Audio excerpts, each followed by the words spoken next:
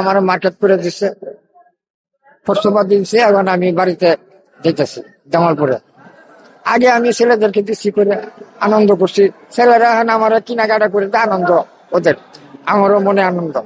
চাষি গেছে সব কিনা দিছে, চাষিরা কাপড় দিছে, টাকা পয়সা তার আগে দিয়া পাঠাই দিছে।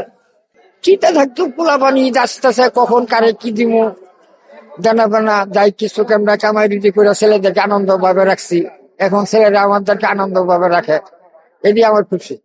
এখন তো ওদের থেকে মানে কি, ওরা যেরকম শিশু আসলে ওদের থেকে আরো বেশি শিশু হয়ে গেছে। কারণ বাবা আমার দাও, আব্বু আমার এটা কিনা দাও, ওরা দেয় পাই আছে। দাদা আব্বু বলছে তোমার এটা দিবে, আমাকে দাও।